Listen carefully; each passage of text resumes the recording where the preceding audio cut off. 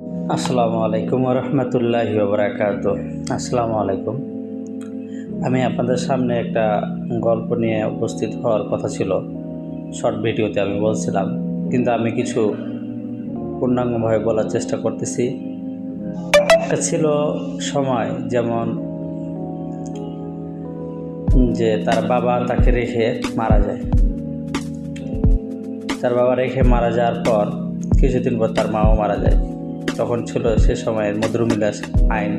সে আইনে তার বাবার কোনো সম্পদ পায়নি, তার মায়ের কোনো সম্পদ পায়নি। সে নিজে অনেক কষ্ট করে মানুষ হওয়ার পর নিজে সে দেশ থেকে ত্যাগ করে অন্য এক দেশে এসে বসবাস শুরু করে। সেখানে কাজকাম করতে করতে করতে করতে সে 12 বিঘা সম্পত্তি করে, তার 3 ছেলে 1 মেয়ে। এমন সময় সে সুখে সংসার চলতে থাকে।